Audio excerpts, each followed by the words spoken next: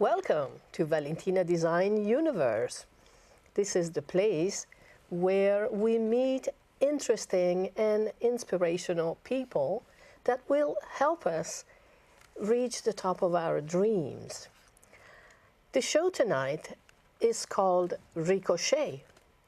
Ricochet in French means it comes back. It's like you throw a boomerang. And the guest is a Belgium-born fashion designer. Her name is Gilles Pillot, and she makes, well, she will tell you what she makes. Let's welcome Gilles Pillot. Hi, Gilles. It's very nice to have you here today. I really look forward to see your creation and to learn about you and what you do. You have a very special activity in your life. So, first of all, tell us, you came from Belgium. I know it was quite a few moons ago. Yes. So how did you crossed the pond and got here and become a fashion designer? How? So first, I want to thank you so much for having us here. It's my pleasure. Sure. It's my pleasure. So yes, I woke up one day. I grew up traveling all over the world. My mom always thought the grass was greener on the other side, on another country, not just on the other side of the yard. We always think that.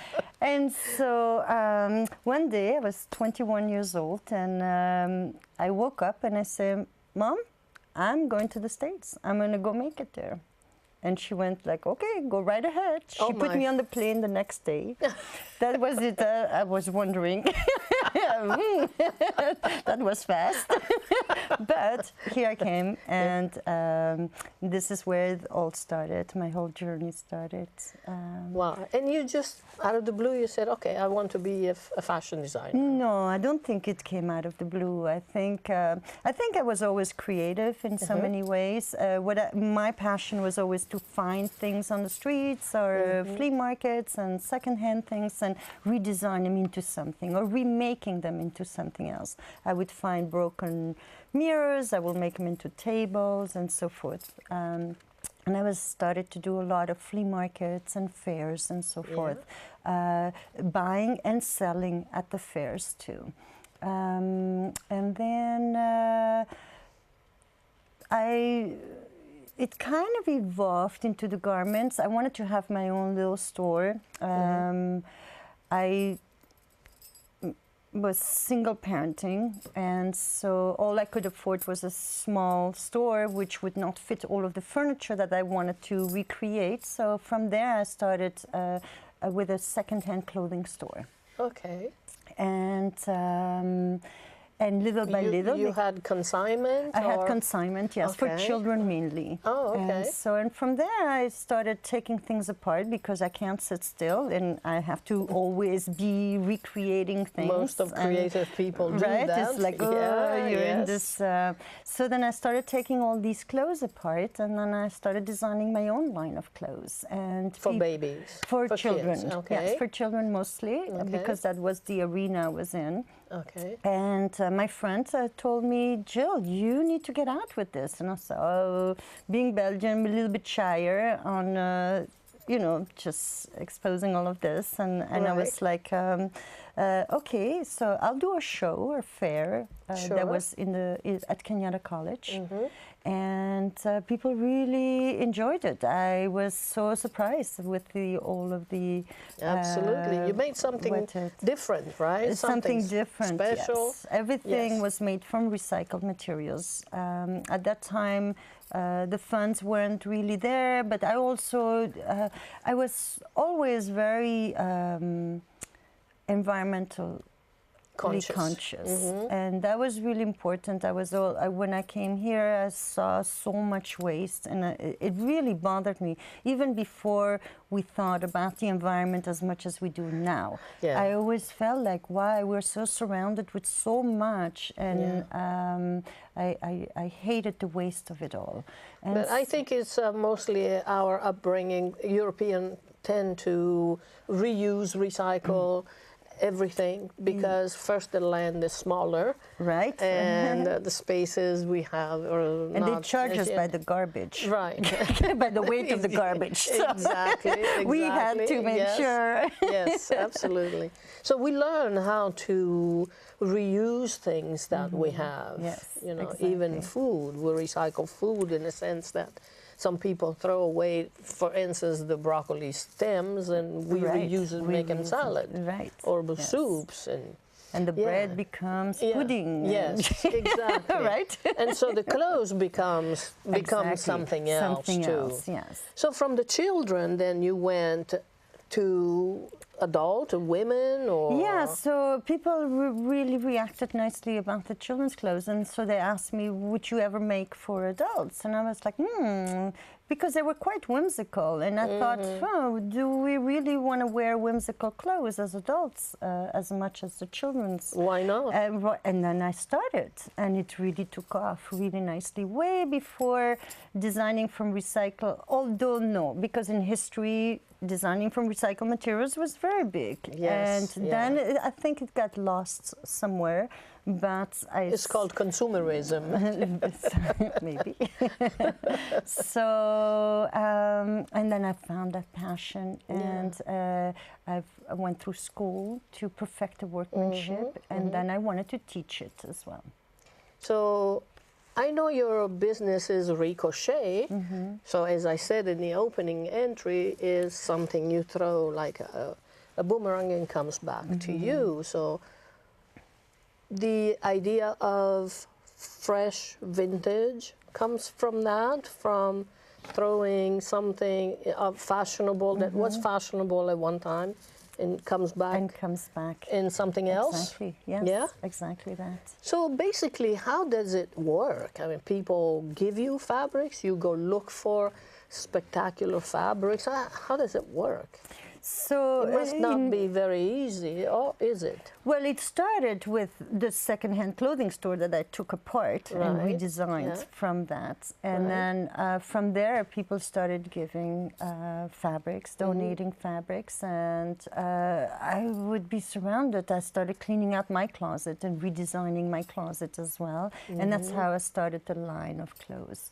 And then little by little it snowballed to now I have a storage full of fabrics that I don't think I'll be able to get through fully, because we are slow fashion, we don't mass produce, so every piece is one of a kind. Exactly. I consider myself a little bit more of an artistic designer, I think, versus a fashion designer. Right, so that's why you call your clothing creation wearable art. Right. Right? Yeah? Yes. And yes, I started bringing, so now I have a collection of fabrics that you can draw from. That I can draw from, Oh boy, I wish I could see all those fabrics.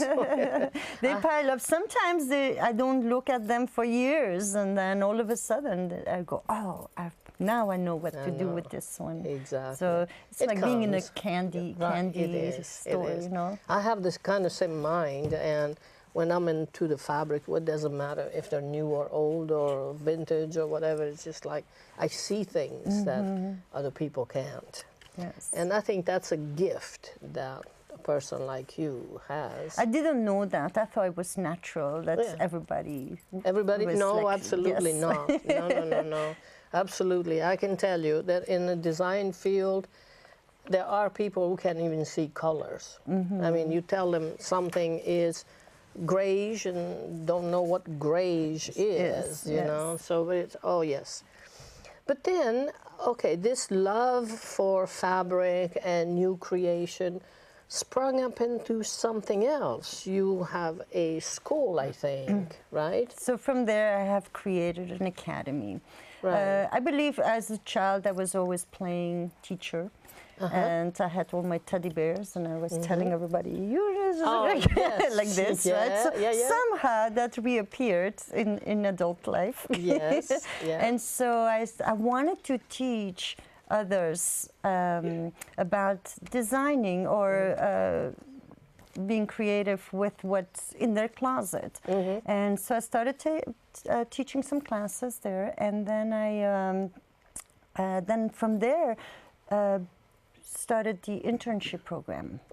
So I was teaching the classes, and I had one student, she's like, "Well, I can't afford the classes anymore." And I said, "But I didn't want you to stop learning. I wanted to be an open door for everybody to come and learn." So I said, "Why don't you be an intern, and then you'll keep on learning how to sew, but through our designs." Yes. And so from there started the academy. The academy started growing. So they have opportunities for growing in their studies, and does internship counts as a grade for? It's yes, for college. For college, so, it does. So they get credit through the college, through our internship program, and the colleges really reach out to us as well, and we fill out the forms that are necessary for them to have the credit, and some require grading and so forth as well. Very nice. That's a good thing, because you generate new creative mind as well. Yes, and we wanted to give the opportunity, because one thing, I went to school for fashion afterwards, and I was 35 already, to perfect the workmanship. But then I felt when I left college that I had nowhere to go with it.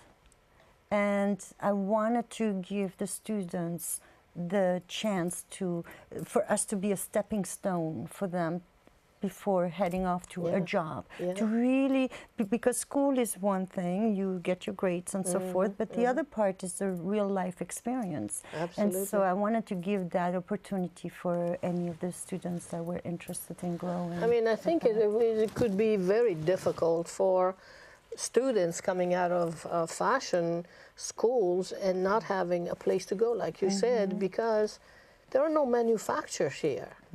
And so people, I mean, all the production of fashion is overseas somewhere else, where, you know, we won't discuss that part, but where people don't really pay anything to make the clothing and mass produced. So to have someone like you locally to give this opportunity, I think it's a great place to be. I also think I felt I started a little bit before the big thing about being green and being environmentally friendly, and I just kept on doing. People would tell me, "Oh, how are you going to make it in this business, creating one-of-a-kind clothes? How are you going to make a living off of that?" I said, "You watch me." Little by little, so we just grew organically, so there wasn't much money. There is a way. And it's a lifestyle. Yes. A lifestyle, it's what you do the minute you wake up until you go to sleep. People have to understand that if you want to look good and if you want to look different, I have this thing that I don't want to wear what everybody else has. And so Ricochet is good for you. Absolutely. I go places where I do find one-of-a-kind piece that, you know, suits me. I'm artistic, and so I want to feel like an art, even a painted art. You know, why not? But do you find that the girls that you teach to have difficulties in understanding your concept, or? I feel like the college students have a little bit more difficulty because they're structured. They were structured by the school, so yes, they are really good at the workmanship and the samples and so forth. But now real life comes, and now you really have to start designing. So this is why I started then as young as 8 years old. So our younger students come in at 8 to learn how to sew and how to be creative, because their mind is still so open to just being. And they're so like a sponge. They're a sponge, and I can help them perfect the workmanship, but I let them be whatever that they are designing. Whatever they want to be. What they want Yes, exactly. You know. And now we have the apprenticeship program that I have created for the last 2-3 years, which is a little bit different. It's the same as an internship, but this is for students that don't have the experience. They don't have a college fashion. They come in as young as 13 years old, and they can now explore and see if this is really something that they want to do. Right, And that's very good. This is where the academy kind of grows. I love it. I wish I had a small child to give you. I would have just leave it to you. And your neighbors, tell everybody. I will tell the neighbors. I don't need to have my own, right?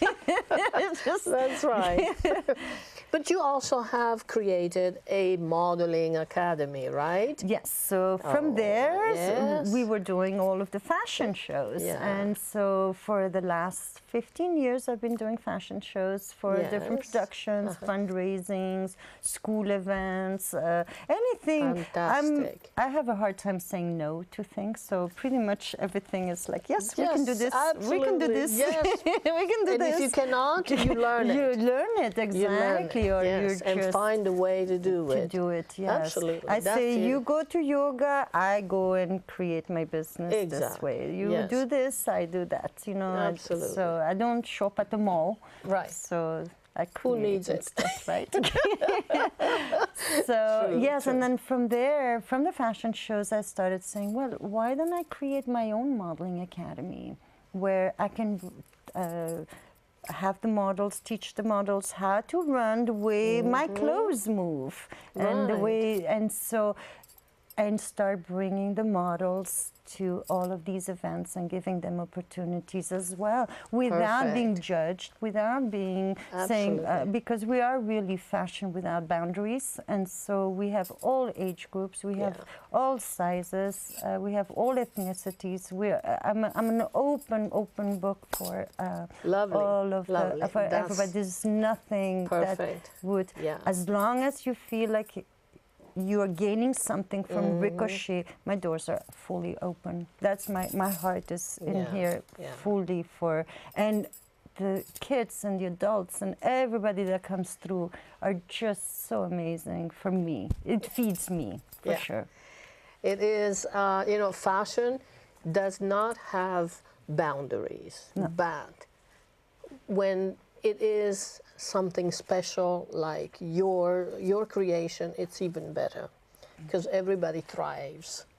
I mean, you have models of all ages, students of all ages, of all ethnicity, and creation becomes just so artistic, so different, and that's what it's the best part, I think. Yes, that's and I wish there were more of my kind of business around, and because I don't want to be the only one. Well, I think you want to be the only one. Well, no, because I feel like when people come through our store and our academy, and so they really come in and they leave, they say, wow, you made my day.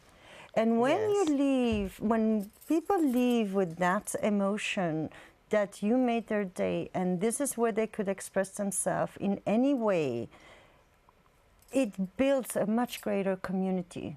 Yeah. It builds your good neighbors. It builds really, it's beyond fashion. What I do really for me is beyond the fashion. Yes, I have a creative wagon, but it is really to share with everyone all this creativity. And I feel like when we do what we love to do, it just makes us a much happier person. Absolutely, and it just spreads out, for sure. Absolutely. And it doesn't feel like work anymore, for sure. It shouldn't be. It shouldn't feel like a work. All this creativity shouldn't feel like work. But now we are going to have the director put the music on, and you're going to share with us your beautiful models and your beautiful creation. From our modeling academy, yes, from the Model Academy. And the first one is Sophia.